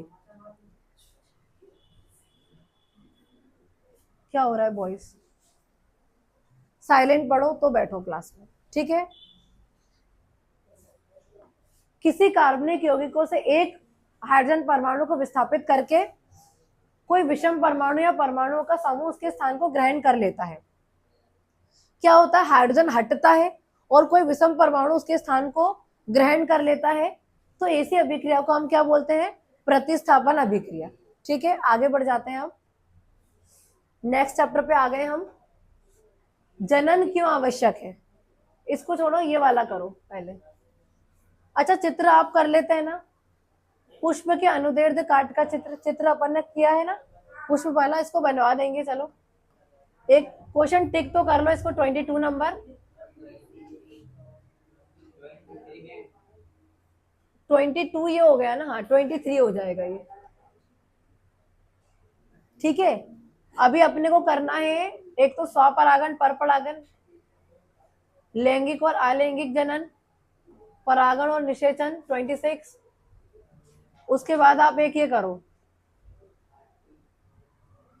कायिक प्रवर्धन वाला भी कर लेंगे। चलिए अब इस चैप्टर के क्वेश्चंस लेते हैं हम। जनन क्यों आवश्यक है, रफली हम पढ़ लेते हैं, है ना। जनन क्या होता है सुनिए। जनन द्वारा कोई जीव, वनस्पति या प्राणी, कोई जीव या कोई वनस्पति या कोई प्राणी अपने ही सदृश किसी दूसरे जीवों का निर्माण करते हैं, ठीक है। रिप्रोडक्शन होता क्या है? जब कोई जीव द्वारा किसी प्राणी का, किसी वनस्पति का अपने ही जैसे दूसरे जीव को क्या देता है? वो जन्म देता है और अपनी जाति की वृद्धि करता है। जन्म देने की इस प्रक्रिया को जनन कहते हैं। जनन जीवितों की विशेषता है। जीव की उत्पत्ति किसी पूर्ववर्ती जीवित जीव से ही होती है। कायिक प्रवर्धन, अब क्वेश्चन आया था क्या होता है कायिक प्रवर्धन। अब आपने देखा है पौधे के कायिक भागों से जो जनन होता है उसी को कायिक प्रवर्धन बोलते हैं। जैसे अपन पौधे के कायिक भाग जैसे जड़ हो गया, तना हो गया, पत्तियां हो गई, उससे आप नए प्लांट्स लगाते हैं तो ये कायिक प्रवर्धन होता है। फॉर एग्जाम्पल आप रोज लगाते हो, रोज तो उसका जो आप कलम काट के लगाते हो ना, उसका तना जो होता है तो कायिक भाग से आपने किया। तो ये एक पौधे के आलैंगिक प्रजनन का एक रूप है। आलैंगिक और लैंगिक दो प्रकार का जनन होता है ना। आलैंगिक वो जिसमें नया जीव एकल जनक से बनता है, एक ही जनक होता है और इसमें युग्मक या जनन कोशिकाओं की कोई भूमिका नहीं होती है। एक कोशिकीय और बहुकोशिकीय जीव आलैंगिक जनन करते हैं। इस प्रक्रिया में जनन जीव या तो विभाजित होता है या फिर जनक जीव का एक हिस्सा नए जीव के लिए अलग हो जाता है। कायिक प्रवर्धन जब पौधे के आलैंगिक, ये क्या है आलैंगिक जनन की विधि है जिसमें एक नया पौधा तने, जो तना होता है मतलब कायिक भाग, जड़ हो गया या पत्तियां हो गई, से विकसित होता है। कायिक प्रवर्धन की प्राकृतिक हो सकता है ये और कृत्रिम रूप से भी किया जा सकता है। कायिक प्रवर्धन में भाग लेने वाले कायिक प्रवर्धन कहलाते हैं। और जो जिसमें कायिक प्रवर्धन होता है, ठीक है, कायिक प्रवर्धन होता किससे है, कायिक भागों से, जैसे जड़, तना और पत्तियां। चलिए अभी हमको पढ़ना है लैंगिक जनन पढ़ते हैं। लैंगिक जनन वो होता है जिसमें दोनों जनक की उपस्थिति कंपलसरी है। प्रजनन की वह क्रिया जो दो युग्मकों के मिलने से बनी रचना, मतलब मादा युग्मक और नर युग्मक दोनों की उपस्थिति इसमें जरूरी है। मिलने से बनी रचना युग्मक द्वारा नए जीव की उत्पत्ति होती है, लैंगिक जनन कहलाती है। यदि युग्मक समान आकृति वाले होते हैं तो उसमें समयुग्मक कहलाते हैं। समयुग्मक के संयोग को संयुग्मन कहते हैं। चलिए अभी हमको पढ़ना है स्वपरागण और परपरागण और उसमें अंतर, ठीक है। चलिए हाँ हाँ पानी पीना है, लो इसका ढक्कन है ना टूटा है, ये लो, ये लो क्या।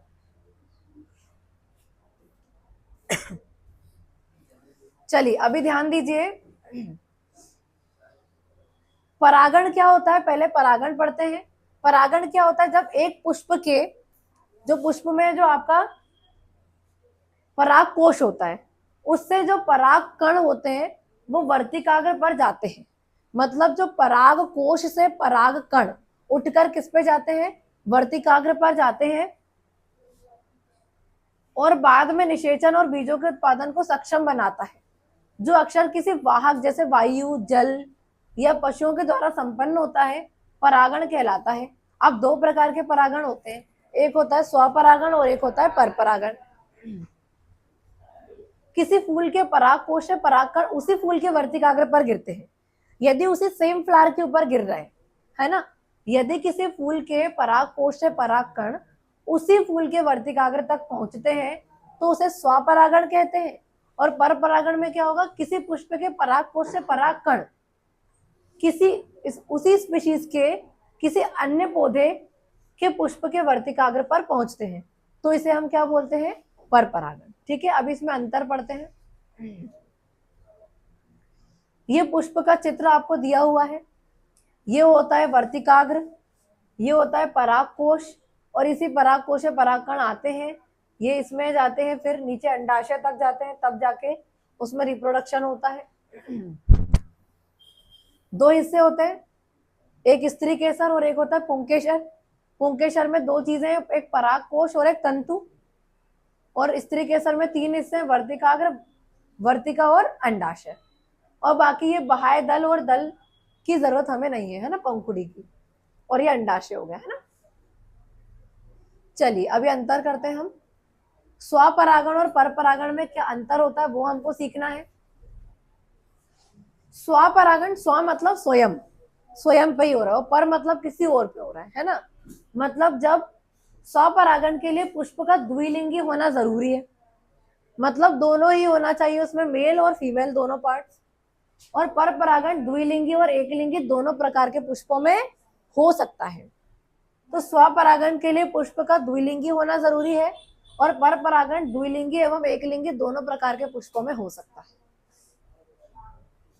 नर तथा मादा भाग का एक साथ परिपक्व होना भी आवश्यक है, तभी पूरा रिप्रोडक्शन हो पाएगा। प्रायः नर तथा मादा अलग अलग समय पर परिपक्व होते हैं। पुंकेसर एवं जायांग की व्यवस्था ऐसी होनी चाहिए ताकि परागण सुगमता से हो सके, मतलब स्थिति उनकी सही जगह पे प्लेस्ड होना चाहिए ताकि उसमें परागण आसानी से हो जाए। इस प्रकार के परागण के लिए यह आवश्यक नहीं होता है। इसके पुष्प आकर्षणहीन, हीन मतलब इसमें आकर्षण नहीं होता, गंधहीन तथा मकरंदहीन है ना होते हैं। और ये वायु परागण वाले पुष्पों को छोड़कर शेष पुष्प आकर्षक, मतलब इसमें जो वायु से परागण हुआ है ना उसको छोड़ दो, बाकी शेष आकर्षक भी होंगे, सुगंधित भी होंगे, मकरंद युक्त भी होंगे। इसके लिए बाह्य माध्यम की आवश्यकता नहीं होती है क्योंकि ये सेम फ्लावर पे हो रहा है ना, तो कोई बाह्य माध्यम चाहिए ही नहीं है। लेकिन इसके लिए वायु, जल, कीट या जंतुओं की आवश्यकता होती है। इसके लिए वायु, जल और कीट या फिर जंतुओं की आवश्यकता होती है। ये हो गया आपका स्वपरागण और परपरागण में अंतर। अभी देखो अगला क्वेश्चन क्या है, लैंगिक एवं अलैंगिक जनन में अंतर आपको करना है और उसके बाद आपको परागण एवं निषेचन में अंतर करना है। ठीक है, लैंगिक और अलैंगिक जनन में अंतर भी आपको करना है। ये रहा,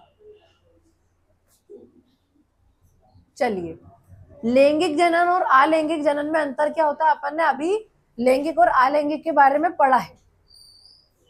लैंगिक जिसमें दोनों जनक आपको इंपॉर्टेंट है और अलैंगिक में एक ही पेरेंट की जरूरत है ना। अभी देखो इसमें सिर्फ एक जनक भाग लेता है, इसमें दो जनक नर तथा मादा दोनों ही भाग लेते हैं। इसमें युग्मक निर्माण व निषेचन का अभाव होता है क्योंकि इसमें नर युग्मक और मादा युग्मक नहीं है, तो इसलिए इसमें निषेचन का अभाव होता है और युग्मक का, है ना। लेकिन इसमें तो दोनों ही है, नर मादा दोनों है, तो युग्मक का निर्माण भी होगा और निषेचन भी होगा। ये जनक की कायिक कोशिकाओं में होता है क्योंकि ये सिंगल पेरेंट से हो रहा है, और ये जनक की जनन कोशिकाओं में होता है। ये जनक की कायिक कोशिकाओं में होता है और ये जनक की जनन कोशिकाओं में होता है। इसमें समसूत्री विभाजन होता है, इसमें अर्धसूत्री और समसूत्री दोनों प्रकार के विभाजन होते हैं। ये सरल एवं तीव्र गति से होने वाला है, ये जल्दी होता है और थोड़ी स्पीडी होता है ना। ये जटिल व धीमी गति से होने वाला जनन है, ये टफ होता है और धीमी गति से होता है। इसके द्वारा उत्पन्न संतति आनुवंशिक रूप से जनक के एकदम समान होती है और इसके द्वारा उत्पन्न संतति आनुवंशिक रूप से उनके जनक से थोड़ी भिन्न होती है। अपन ने देखा ना, विभिन्नताएं आती है, वेरिएशंस आते हैं। डीएनए की कॉपी में एरर आता है जिससे हम थोड़े से डिफरेंट लगते हैं, है ना। चलिए ये हो गया। अभी अपन को पढ़ना है परागण और निषेचन में अंतर। परागण और निषेचन, इन दोनों में क्या डिफरेंस होता है। पराग कोश से पराग कणों के वर्तिकाग्र पर पहुंचने की क्रिया को परागण कहते हैं। पढ़ते आ रहे हैं अपन ये। पराग कोश से पराग कण के वर्तिकाग्र पर पहुंचने की जो क्रिया होती है ना, अपन ने डायग्राम में देखा था ना, पराग कोश से पराग कण का वर्तिकाग्र पर पहुंचने की जो क्रिया होती है उसे हम परागण कहते हैं, और निषेचन तो अलग ही हो जाएगा। फिर नर एवं मादा जनन इकाइयां जो गैमीट्स होते हैं वो मिलते हैं तो क्या होता है, निषेचन। ठीक है, क्या होता है, निषेचन। तो नर एवं मादा जनन इकाइयां या gametes, male and female gametes मिलकर इनका जो मिलन, उसको क्या बोलते हैं अपन, निषेचन। ठीक है। परागण के लिए बाह्य साधनों जैसे जल, वायु, कीट आदि की आवश्यकता होती है। क्या बोल रही हूं मैं, परागण के लिए बाह्य साधनों जैसे वायु, जल, कीट आदि की आवश्यकता होती है। इसके लिए किसी बाह्य साधन की आवश्यकता नहीं होती है। ये एक बाह्य क्रिया है, ये बाहरी होने वाली क्रिया है, और ये बीजांड के अंदर होने वाली अभिक्रिया है, ये बीजांड के भीतर होने वाली अभिक्रिया है। इसके लिए किसी पूर्व क्रिया की आवश्यकता नहीं होती, सबसे स्टार्टिंग वाली प्रोसेस ही परागण होती है, तो इसके लिए किसी पहले वाली क्रिया की आवश्यकता नहीं है, क्योंकि पहली वाली ही ये है। लेकिन निषेचन से पहले परागण होना जरूरी है। यदि अपन पुष्प की बात कर रहे हैं तो निषेचन से पहले क्या होना चाहिए? परागण, तब जाके निषेचन हो। तो ये दोनों ही क्वेश्चंस हम कर चुके हैं। अभी आपको करना है नेक्स्ट क्वेश्चन। देखो डायग्राम की प्रैक्टिस घर से थोड़ा बना के प्रैक्टिस करके आना, क्योंकि मैं बना दूंगी तो मेरी प्रैक्टिस हो जाएगी, और मेरी तो हो भी रही है बहुत टाइम से, तो आपको बनाना है। ठीक है, इसको टिक करो। तंत्रिका कोशिका का नामांकित चित्र, 28 नंबर का क्वेश्चन हो जाएगा ये। ठीक है, 28 क्वेश्चन पे आपको क्या करना है? तंत्रिका कोशिका वाला डायग्राम करना है ना। चलिए आगे बढ़ते हैं। अभी हमको नेक्स्ट क्वेश्चन करना है, प्रतिवर्ती क्रिया से आप क्या समझते हैं, और इसमें भी डायग्राम है आपका। प्रतिवर्ती क्रिया का नामांकित चित्र भी आपको करना है। ठीक है, प्रतिवर्ती क्रिया से आप क्या समझते हैं, और प्रतिवर्ती क्रिया का नामांकित चित्र भी आपको करना है। ठीक है, इसको करो 29। फिर उसके बाद मानव मस्तिष्क, ब्रेन का भी आपको करना है। ठीक है, ब्रेन। अच्छा एक काम करना, एक काम क्या करेंगे, मस्तिष्क का चित्र और इसके कार्य दोनों एक क्वेश्चन में करो। ठीक है, मस्तिष्क का चित्र और कार्य दोनों एक क्वेश्चन में कर लो। अभी हम पढ़ रहे हैं प्रतिवर्ती क्रिया से आप क्या समझते हैं, और प्रतिवर्ती क्रिया का चित्र देखना है। देख लीजिए इधर, ये आपका हो जाएगा तंत्रिका कोशिका का चित्र।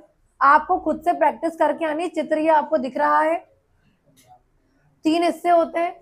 एक होता है ये कोशिका काय, फिर ये बीच का पोर्शन जिसे तंत्रिकाक्ष बोलते हैं, और तंत्रिका का अंतिम सिरा। इस तरीके से तंत्रिका कोशिका काय में यहाँ पे आपका केंद्रक हो जाएगा सेल बॉडी में, और ये द्रुमिकाएं हो जाएंगी।